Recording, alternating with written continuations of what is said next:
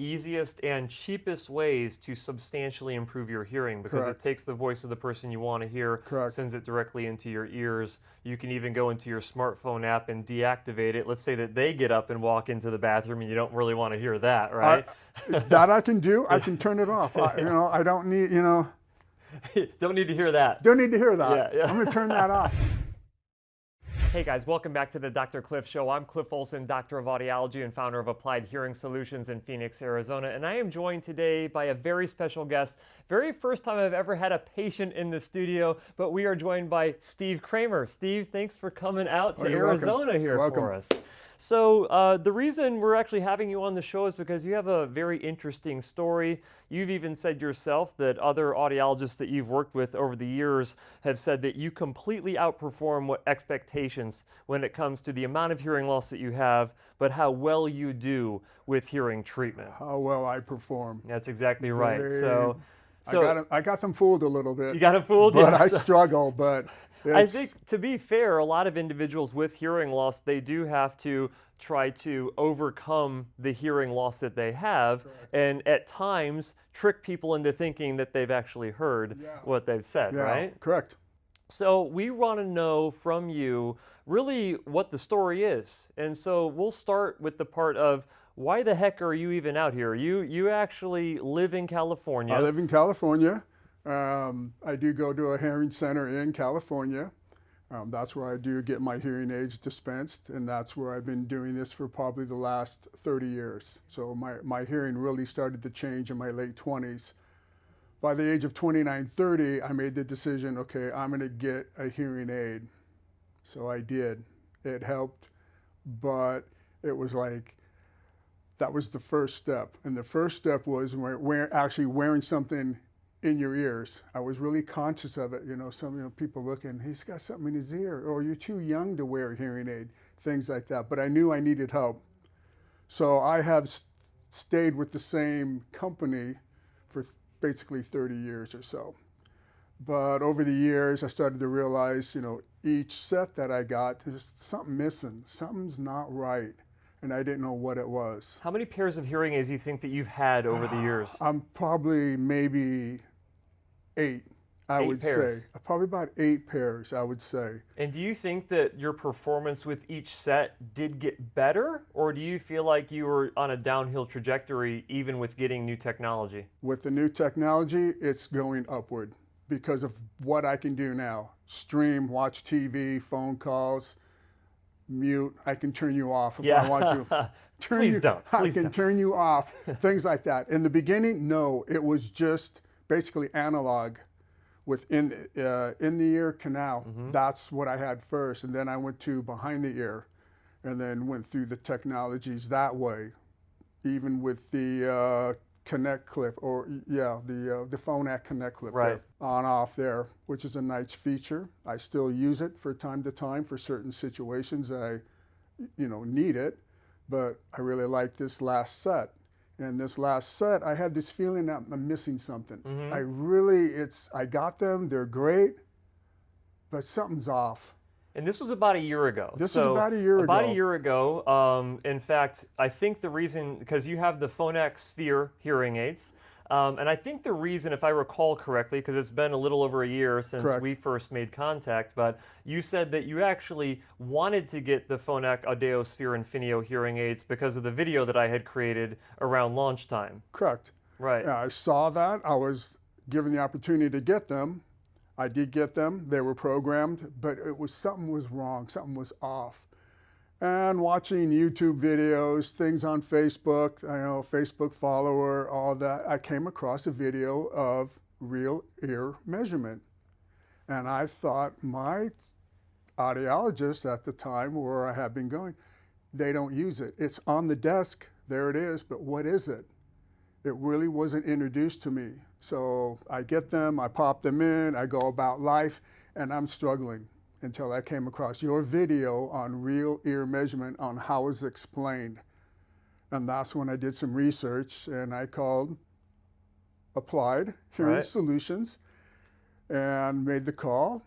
I need a consultation. I want to get hooked up here. I want to correct this because I feel I'm missing something.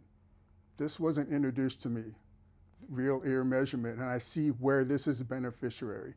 So let me clear up for the audience because this may be the first time that they're hearing about this that you're talking about, real ear measurement. So essentially it's a verification tool that we use inside of a clinic where we place these little probe microphone tubes inside of your ears and we measure the amount of amplification that the hearing aids are giving you across the entire frequency range. And then we plot that against your hearing loss prescription. So everyone who wears hearing aids has some level of hearing loss, and we have prescriptive targets that we match the programming of the hearing aids to make sure that you have optimal hearing.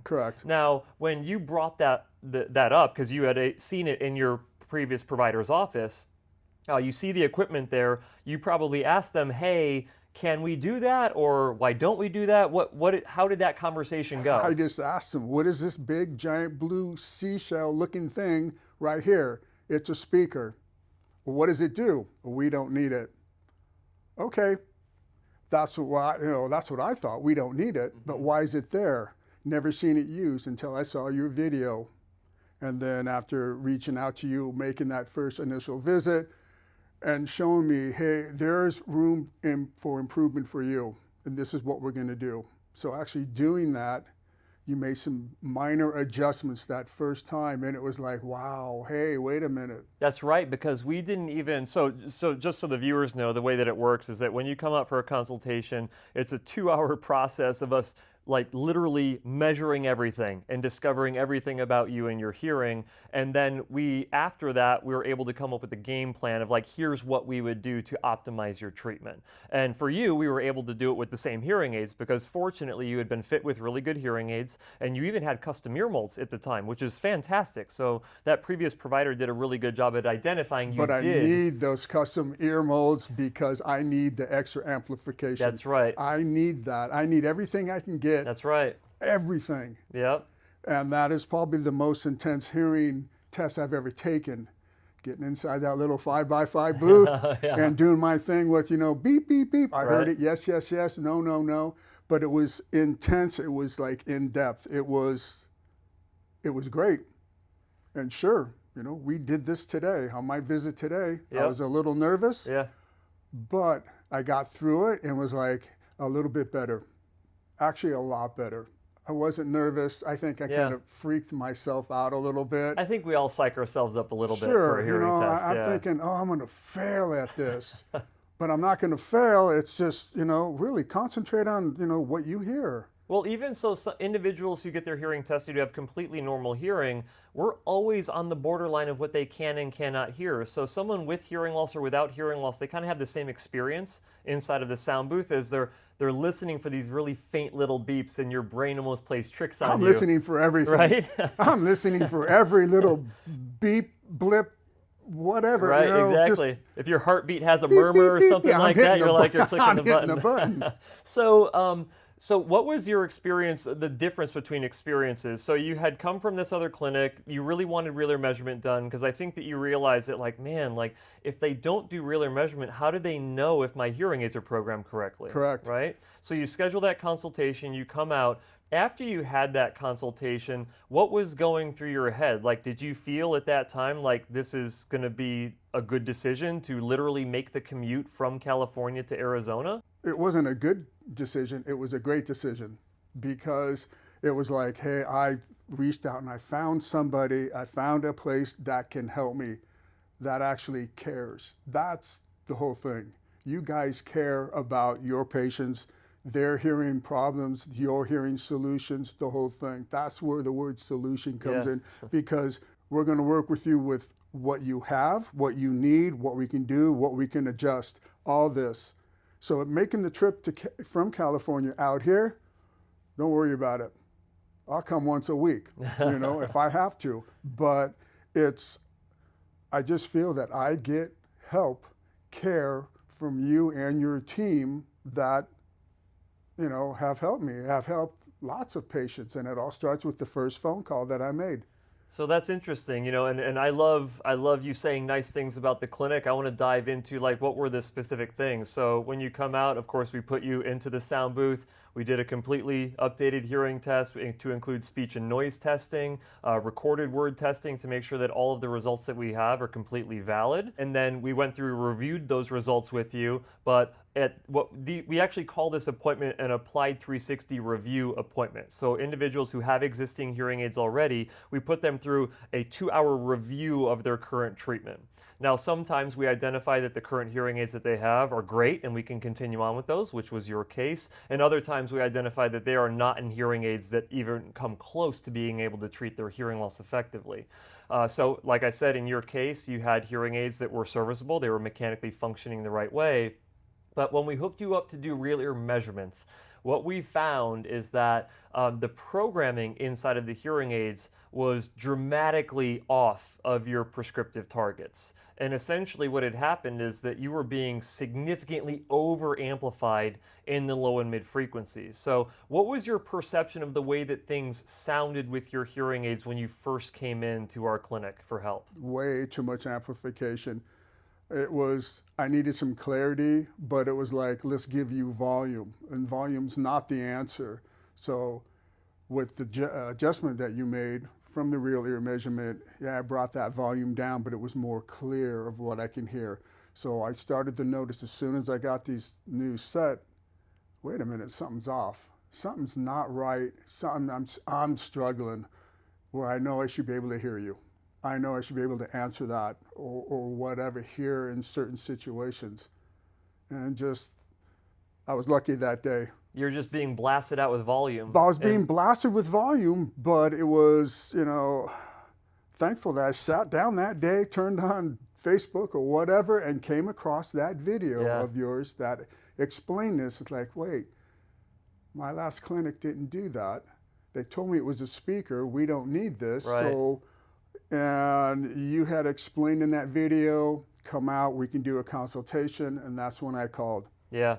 Well, I think that, you would probably still be a patient of that other clinic had they run the real ear measurement and knew what they were doing when they were running it. Because they could have adjusted your hearing aids, because I made no other changes to your hearing aid structurally. The same exact hearing aid, same exact ear molds. It was completely different programming is what changed.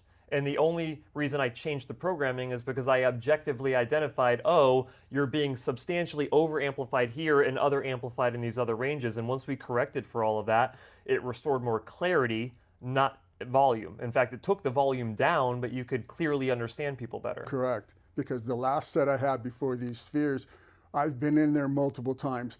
I need to change here, there, where you're doing that, without the real ear measurement. And I had changed them so many times, the programming, it was like, just leave it, because I know you don't know what I'm hearing, but I'm hearing at the best that I can hear, but I know it's still not right. Yeah, well, that's the thing with adjusting hearing aids is that unless you run a verification measure using real ear measurement, we are literally throwing darts at a dartboard in a pitch black room. We have absolutely no idea if we hit the target, if we're off of the target. We don't know what we're aiming for.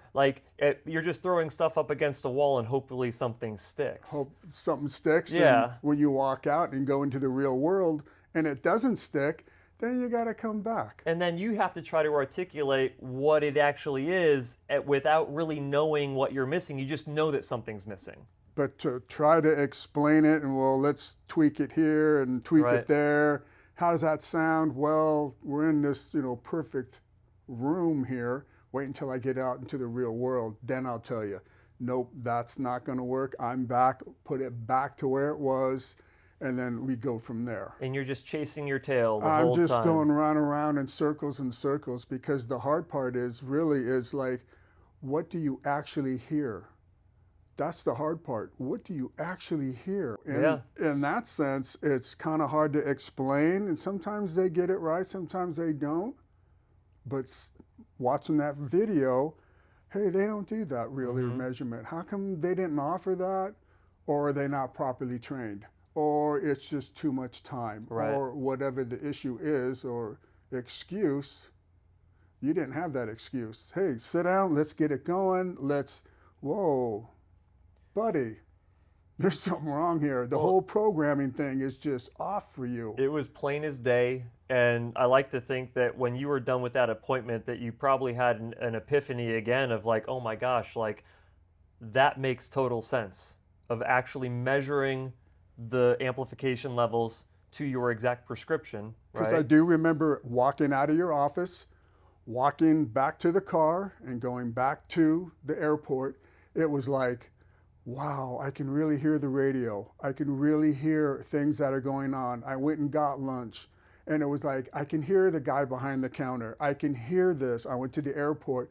I can hear what's going on in the airport and all that. Not just a cluster of noise, just wow, by the end of the day, your ears are tired. Right. Oh, these babies are coming out because I'm tired. My brain is actually tired from too much volume, Right. not programmed right. Now, I think that a lot of people will actually be surprised with your level of loss. You know, we kind of mentioned that at the beginning here that your performance based on how much hearing loss you have is mind-boggling. And I think that there's a variety of different reasons for that, but just to give individuals an understanding of what your hearing loss is that you have a severe to profound level hearing loss, meaning that the X's and the O's on the audiogram are all down towards the bottom of the graph. Okay.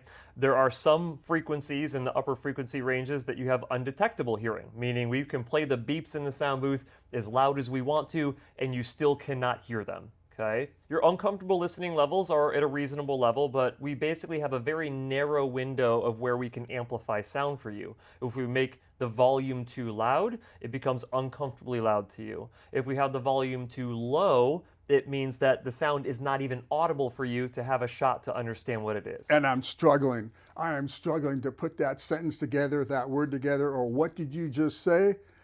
I'm struggling, and then it comes to that I'm having that false conversation with you of answering, yeah, I heard that, I answered that, yeah, and then I get in trouble. And then it's like, wait a minute, I'm faking the conversation. That is tough. And that is something that a lot of people with hearing loss can relate to, especially if their hearing aids are not fit and programmed the right way. And it is a bad habit. Yeah. I still have a bad habit. I still work on it to this day.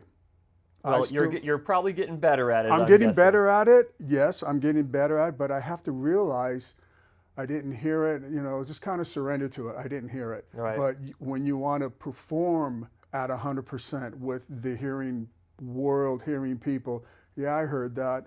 Yeah, oh, yeah. But then, I answer something completely different. Right. And they're like, what did you just hear? Well, here's the thing. So like in your testing, that's explainable. That's explainable. Because when we go on to the speech testing, which is where we're playing, words like say the word cat or say the word tree, and you have to repeat those words back to us, we score you in your percentage of comprehension. So if you get the word right, you get it scored in the correct column. If you get the word wrong, it's in the incorrect column. Correct. And then we get a percentage of clarity that you would get or Correct. comprehension for a particular ear. And then we also like to do binaurally, which is we test both ears at the same time. So in that first visit, you're in around 50% speech understanding in the right ear. You're in around 40% speech understanding in the left ear. What that means is that even when we're amplifying sound perfectly with a pair of hearing aids, without visual cues and without context of what someone's talking about, you understand anywhere between 40 and 50% of that conversation. Correct.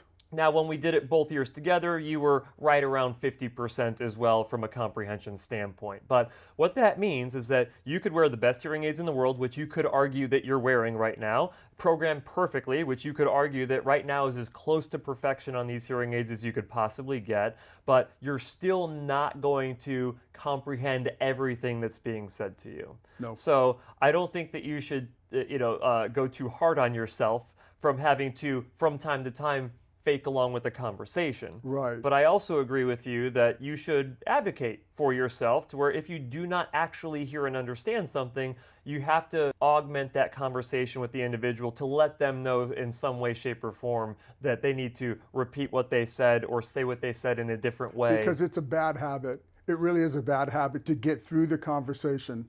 Oh yeah, okay, we're talking about whatever, all right, whatever, And then that person thinks, did he hear me or not? Oh, well, just, all right, whatever.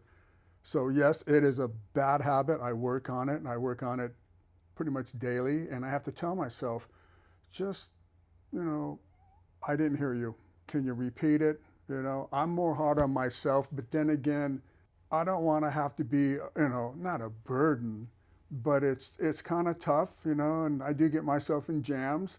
Sometimes I answer something completely wrong, and it's kind of funny. But then again, in a serious, conversation or whatever, I can't fake it. So, Well, to be fair, I mean, in the vast majority of interactions with you now, you do really well from a hearing perspective. I would venture to say that there's a lot of individuals who have conversations with you that they are completely unaware that you have a hearing loss. completely. Completely unaware. Completely. And if they saw test results, or if I took them out and had a conversation with you, they would look at me like, you just don't hear. No, I don't. How I hear, it's like, I'll take it. I'll take this miracle. I will take it. But it can be surprising to some people. They're like, how can I be having a conversation with you in a variety of situations and you have what appears to be no difficulty at all, and then all of a sudden something happens and it's like something changed in the conversation, or some noise popped up somewhere. And that's where right? the struggle comes. I miss that part of the conversation, or I get lost, and you see this blank look of like, what just happened? What did I just miss? And you got to try and catch up. Yep. Sure. And I can totally relate to all of that stuff Sure. myself too. For Sure. sure. So we also tested you in background noise as well during that visit, which is something that a lot of hearing clinics don't do.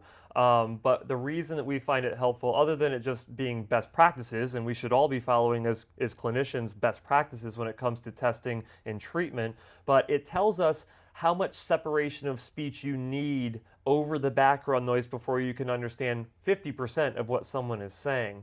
The scale is on a scale of 0 to 26. The higher the score, the more difficult it is for you to hear. The lower the score, the easier it is for you to hear when you're in background noise. Correct. You scored a 19 out of 26. And I thought I did good. Yeah. 19. Hey, And it's like, oh, I'm doing good. You're on the wrong end of the scale, I'm right? on the wrong end of the scale. The lower the number, the better it is, the easier it is to hear in that background noise. I was way off the chart. Yeah. I was like, I couldn't believe it, that it's like 19. Wow. Then it made sense why I got to crank the phone. I got to crank the music to hear, and there's background noise. Mm-hmm. Then it started to make sense. Wow, I need that much amplification to hear? Yeah. Wow. So I'll make it contextual for people watching this right now.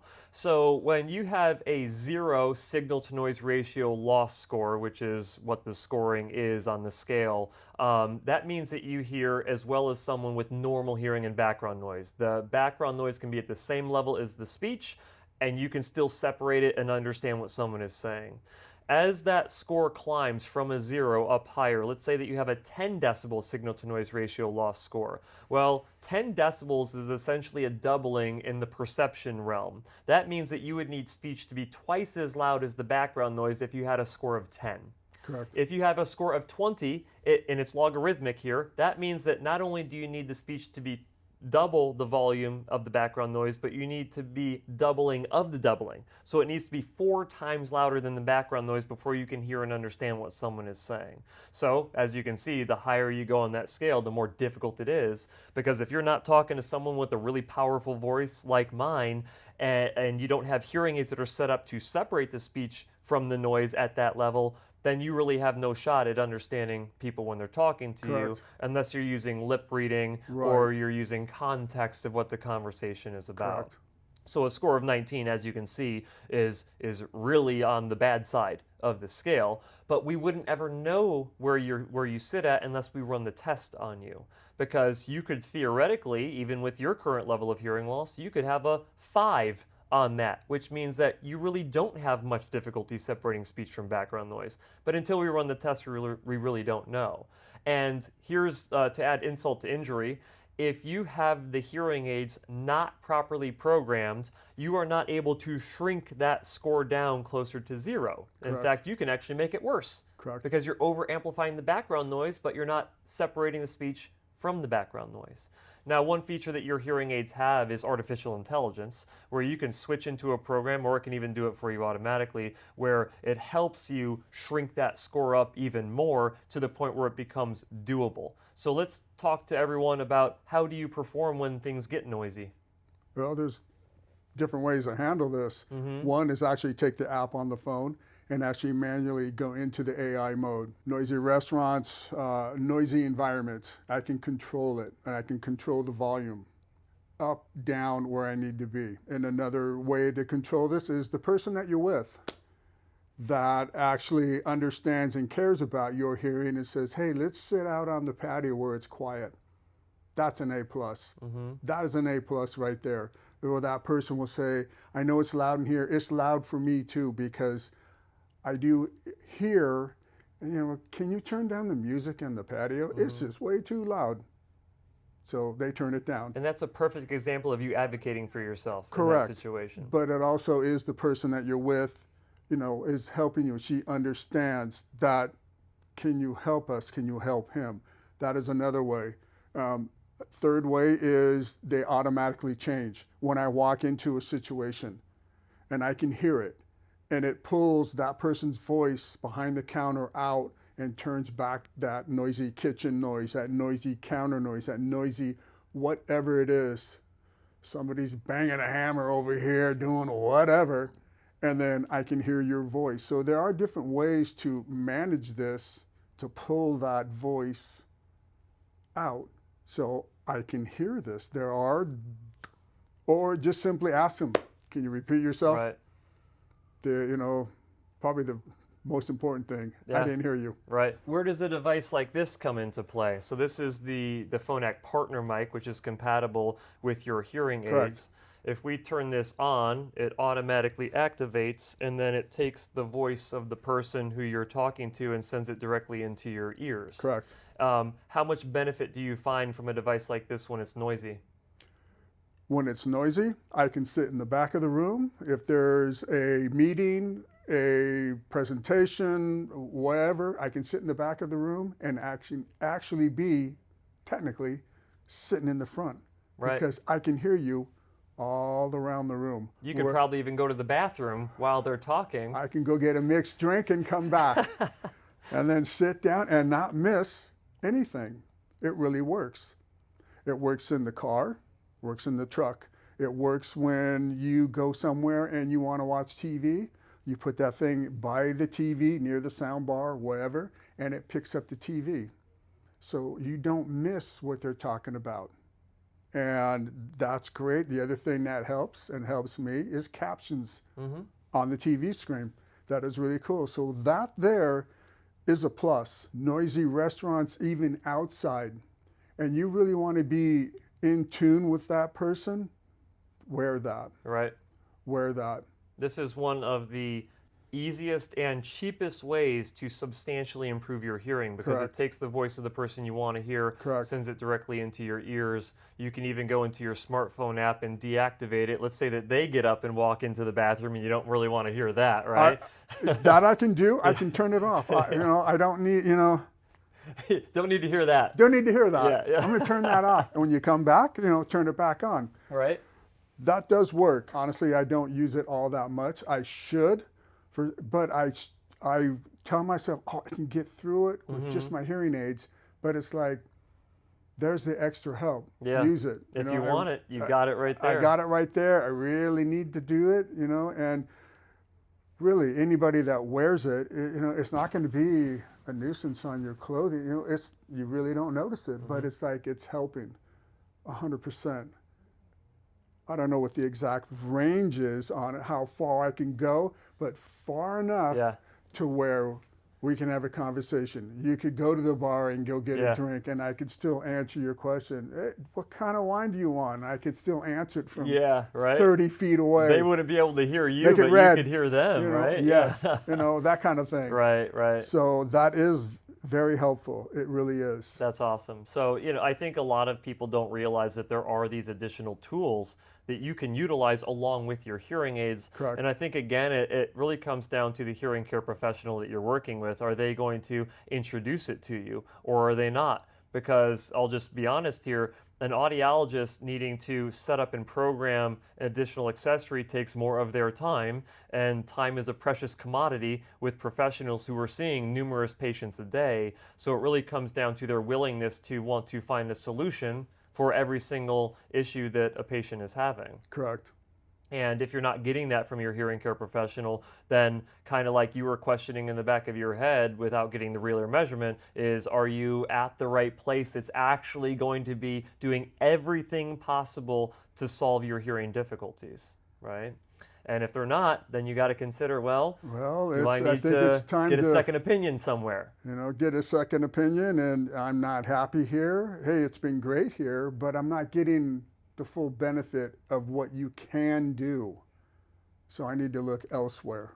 Now, there's individuals who have less hearing loss than what you have, and they do not perform as well as you do.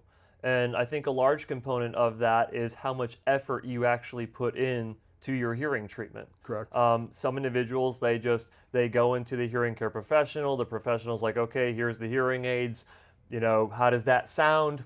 I guess it sounds okay in this nice quiet office, and then they go home and they're not really hearing that well, but they don't take it upon themselves to do more research. They don't take it upon themselves to reach back out to the hearing care professional and demand that more time is being spent with them. You can attest to this. Hearing aids are not cheap, and a large component of the cost of hearing aids is paying the hearing care professional. So it is incumbent on the hearing care professional to earn that money, if you ask me. And I'm very, I would say, opinionated on this matter. But the reason, again, that you perform so well is because you don't take the, oh, we don't need that as an acceptable answer. But I did hear before. Mm-hmm. Before the hearing loss, I really started, I know what that sounds like. I know what A, B, C, D, E sounds like. Right. I know what 1, 2, 3 sounds like. I know what words sound. I know what the hearing world sounds like. So I came from that. And that's what you compare it to. It's that's like, what am I hearing as to. well as I used to hear? Right, correct. And through the years and technologies, it's I've had some rough spots. Right. I don't hear, or I go into the hearing center. Mm-hmm. They made some changes. I go home and it's like, oh my God, something's wrong here. Mm-hmm. So I know what it sounds like in the beginning. Mm-hmm. That's what I call it, the beginning, because I know what it used to sound like. So with all these technologies and everything, like that right there, that's a helper. Well, some people can't remember what things used to sound like because the loss was so gradual.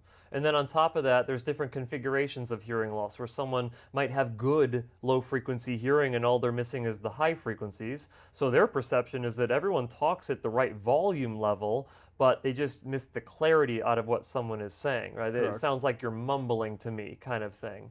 But to them, it's like, I don't even perceive that I have a hearing loss, it's a clarity loss. So until they get treated properly to replace those missing high frequencies usually, they don't realize that they were ever even missing anything. But you knew that you were missing things. I knew. Based on what type of hearing loss you have. And people's reaction. Right. That's the reaction of like, you just missed something. And it's like, I did? Yeah, I did.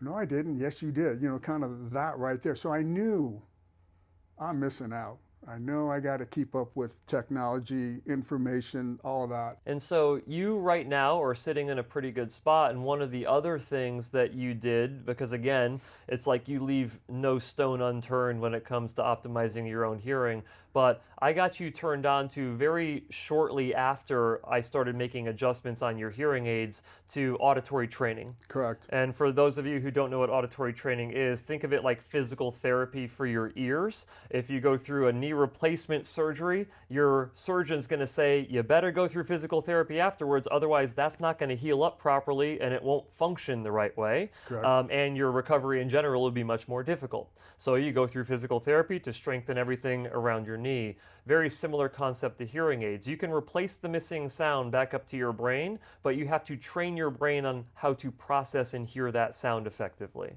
And so you are what we call a super user of Lace AI Pro. I know I am. Right? I am. And Lace AI Pro, essentially Lace, so listening and communication enhancement, is a form of auditory training that's been around for 20 plus years. Here recently, a company called Neurotone turned it into an app-based training. So that's been out for a little over a year at this point in app form. And as soon as you started doing it, what was that like for you? First, I never heard of it at all. I didn't know that that was available out there. I really didn't know. But once you introduce this, look, this is a tool that you're going to use. All right, you guys set it up for me. I got busy with it. The very first day I used it, it was tough. My brain hurt. Let's just put it that way. I mean, it was like, what did I just hear? What did I just do? I struggled for 15 minutes to listen to this speech and noise. What did I just hear? I know what words sound like, but when you put that sentence in background noise and you're trying to pull that out and everything, wow, I failed miserably. I really did. But then I got kind of hooked on it, really hooked, where doing it once a day, all right, I did it for 15 minutes. Now I'm going to do it for another 15 minutes because it felt that good. I'm getting something out of it. One day turned into 7 turned into a month turned into 2 months. Yeah, I'm a super user. Yeah, I've missed here and there, okay. But I got back to it, but it actually felt like I was going to the gym. I'm working out your brain muscle. Working it again. What does that word sound like? Yes, the clarity of it. Okay, it works. Yes, this actually works. So if you're introduced to this, take it.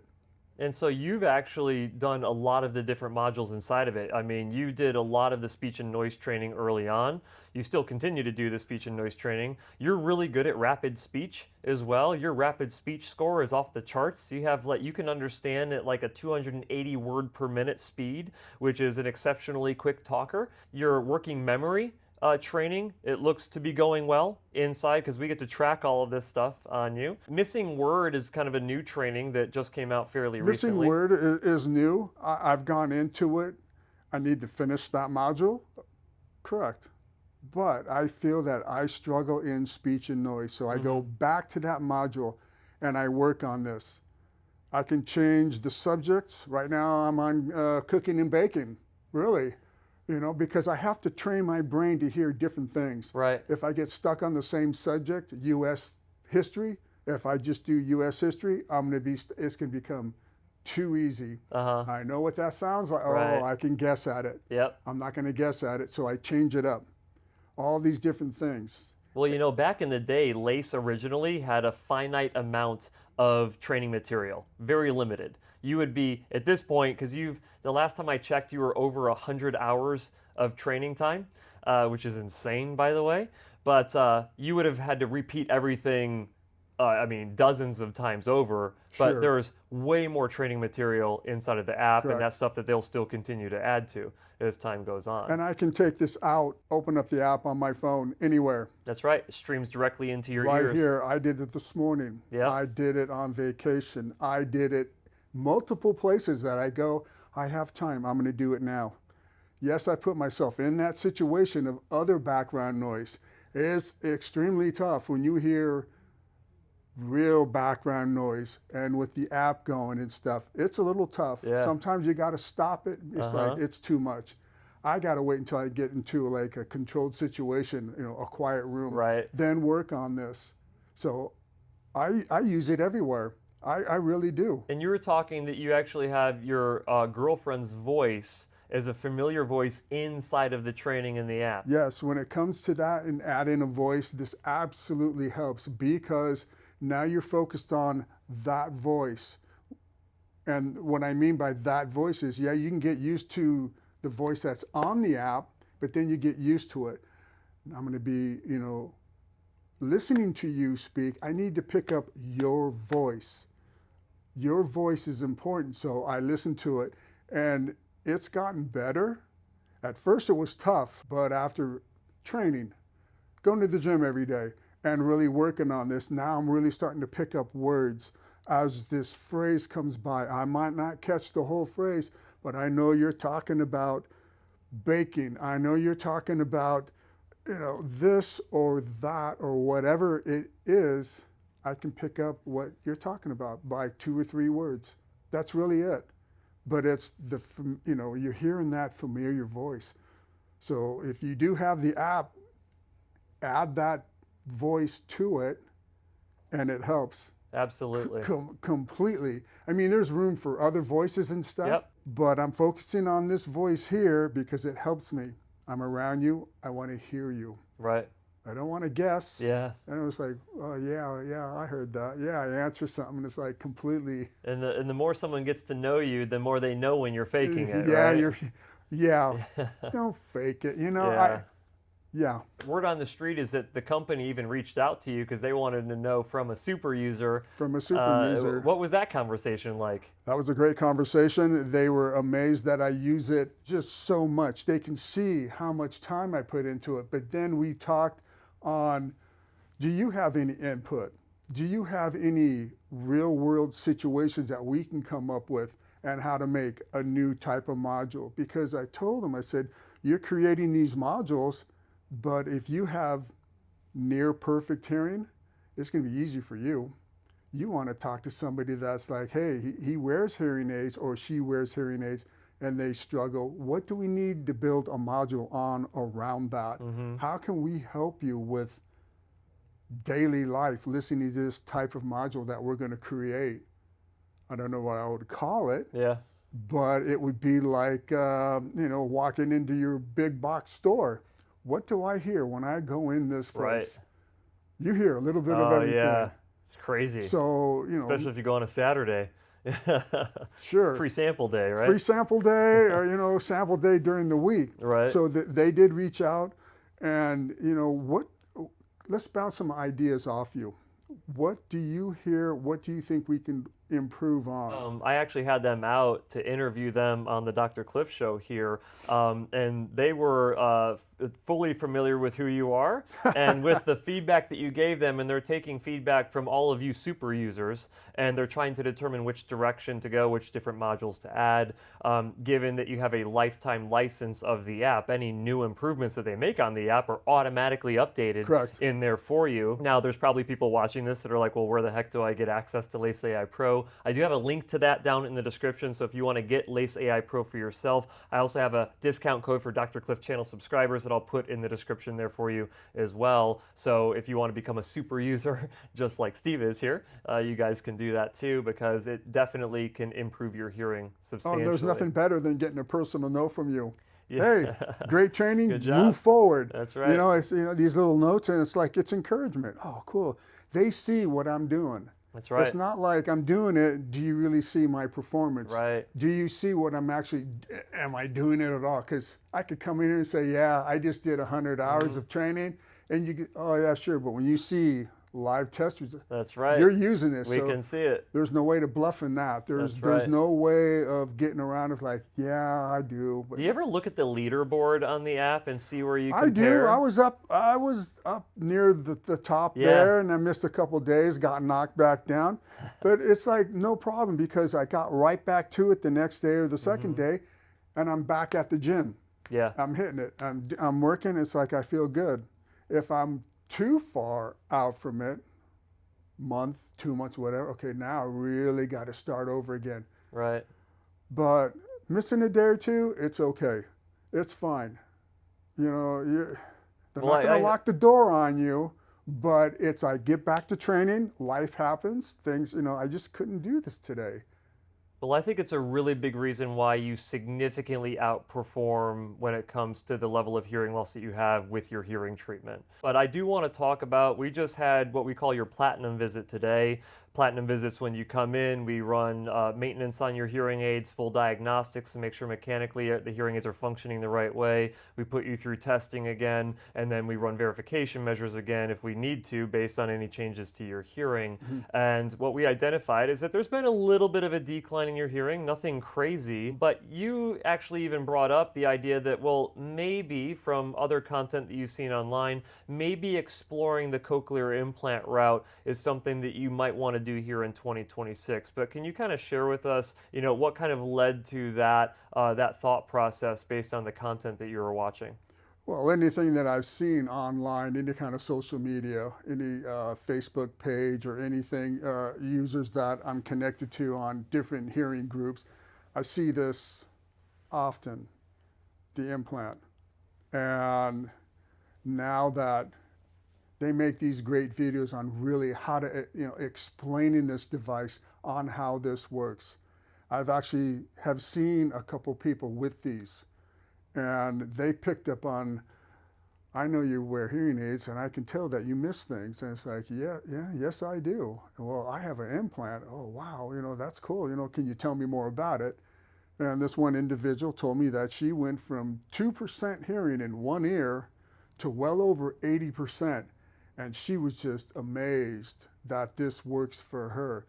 So looking online to different things, I see, the technology that's out there on how this works and all this. So looking at it, yes, this is a great thing.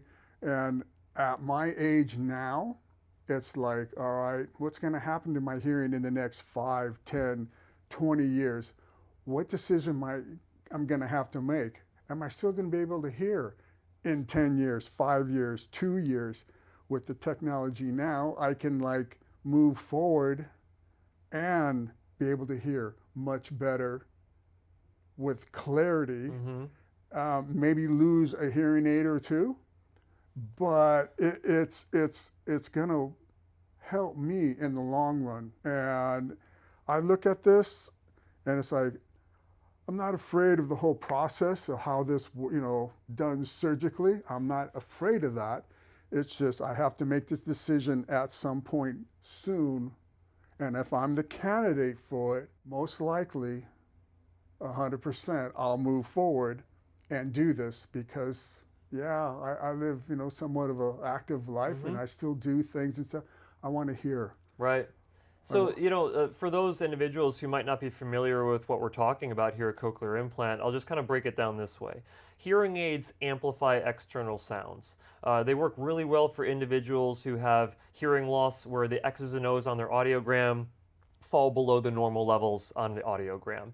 We then externally amplify the sound, make that sound audible to them, and if they have good word recognition scores, 60, 70, 80, up to 100%, the higher the percentage are that you have, the better you'll understand that amplified sound.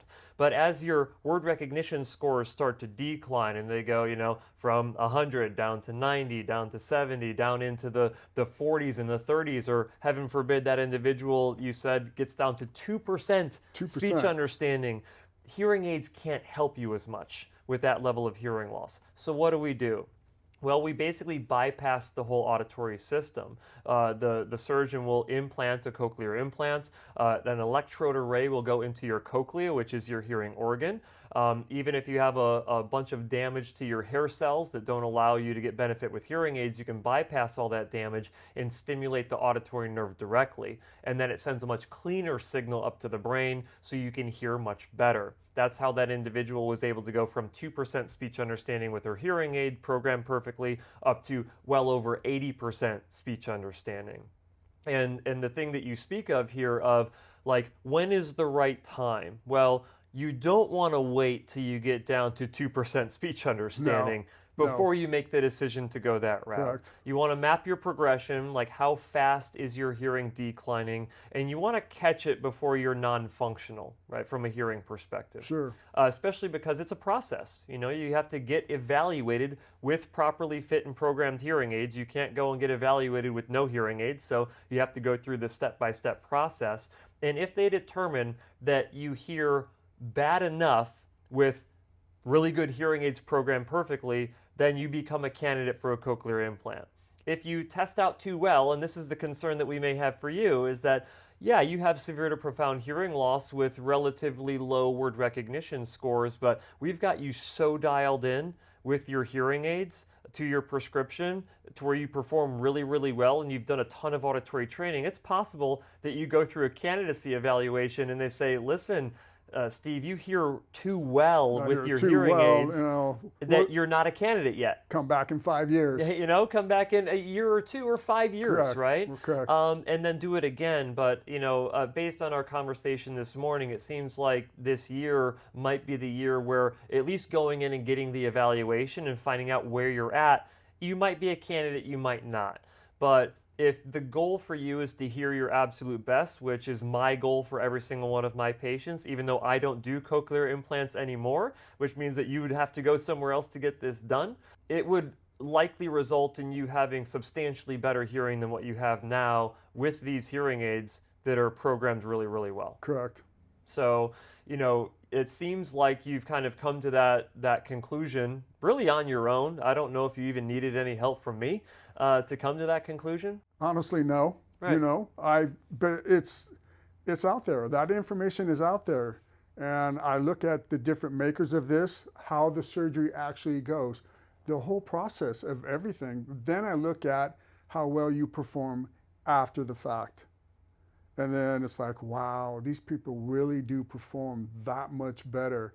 And then they're just on a different level of like happiness. Like, you know, I can hear, it's clear. I go along my day and I don't struggle. I don't fake a conversation. I don't, you know, all that's gone. So yes, I've been looking into this. Yes, I've been kind of thinking about it. It's there, but it's like, I'm at the turning point right now based on performance of the ears, and I mean my ears, right. Not the hearing aids, but the age, and it's like, okay, you know, how much hearing do I have left? I mean, like tomorrow, the hearing could stop. You never know. I need to make this, you know, decision on what to do, and I'm kind of leaning and going down that avenue. This is what I'm going to do. So yeah. Well, it's interesting. I think it'll be an interesting journey for you over the course of the year. Of course, I'm your audiologist, your hearing aid audiologist. So whoever you decide you want to go to for that evaluation, I'll be sending off all the records that I have to help them know what's walking in the door, what's waiting for them there. Oh, yeah. And then Steve's walking in the door. That's right. Uh-oh. Look out. Not problem child, but just like, how does this guy perform? Right. How does he do it? And I know you told me the same thing when I first met you, you know, the first consultation. How do you do this? I don't know. I really don't know. It's that miracle, but it's like, I know I heard before when I was a kid. I heard, then I started to hear, like, starting to miss things. But so I know what it sounds like. So I want to keep that and get back to that with, you know, this whole implant thing. Yeah, well, it's interesting because, you know, there's a lot of people out there who feel like they're at the point where they need to go the cochlear implant route. But truth be told is that their hearing aids are either the wrong hearing aids or they're just not programmed the right way. And so they think they need to go through cochlear implantation and they don't yet. Right? Maybe they do need to at some point. Not everyone becomes a candidate for a cochlear implant. I mean, you could maintain your same level of hearing now, not be a candidate, and then 30 years down the road, you're in the same exact position you are right now. Is that likely? Probably not likely if you track the progression of your hearing loss, but I think that not to go back to where we started here, but I think all of this really comes down to making sure that the hearing care professional and clinic that you go and you see is taking on this responsibility for you as the individual with hearing loss. And with today's test, you know, you did point out that the right ear has dropped 12%. Were you alarmed over it? No. Was I alarmed? At first, I was like, uh-oh. But you explained everything, and based on today's test versus last year's test, really hasn't changed. So yes, you have to save what you have. I do wear, you know, hearing protection when I cut the lawn. A lot of times I take the hearing aids out, put the hearing protection on, and cut the lawn. And you know what? That's when the neighbor comes over and, hey, Steve, hey, what's going on? And I'm like, blank. I'm like, hold on, hold on, let me go get my ears. Give me a minute. So they know what I'm talking about. Well, maybe you get a T-shirt made that says "Mowing the lawn, I can't hear you right now." Or I'll something. come up with some kind of T-shirt, or just stay away. Right? Yeah, stay away. Just stay away. Get off my lawn. Get off my lawn. Yeah. Get off my lawn. That's great. No, but I think that you have a really bright future from a hearing perspective ahead of you. So now one of the last questions I want to ask you is that you've gone through a really long hearing loss treatment journey, right? Longer than most people out there, honestly. What advice would you have for someone who has hearing loss that is untreated, or who has hearing loss that is treated but they're not doing well? I mean, since you've gone through it all, I mean, the advice that you would provide would probably be even better than the advice I would provide. So what would that be? If you're not happy with the place that you're going, your hearing center, there are multiple hearing centers everywhere. Jump ship. Go somewhere else. Go somewhere else that they're going to actually treat you, help you, listen to your concerns, listen to everything that you have. And if you feel comfortable with that working relationship, fine, great, go with them. Second, it's going to be the real ear measurement. Get your hearing aids programmed properly, because if not, you're still going to struggle. You're still going to, yeah, it's loud, I hear, but it's like, what did I just hear? Don't second guess yourself. Or if they don't do the real ear measurement, go somewhere, come to Arizona, see Dr. Cliff, get this done. Once you get this done, then you have a better understanding of your hearing. They can program your hearing aids. They can give you the LACE AI training app to work. Here's your homework. It's literally homework every day. I do it. Things like that. The little microphone for situations that are loud. The app might not work. Honestly, sometimes it's a little tough with the app, but with that guy right there, there's no second guessing it. It's right here. So things like that. But a support team that really has your back and understands, hey, you didn't hear it. No, I didn't hear it. But you gotta I didn't hear it. And admit it, yeah. I admit it, and I have to work on that every day. I have to work on that. That's because it became too easy, and it was just a habit. Yeah. A terrible habit. Yeah.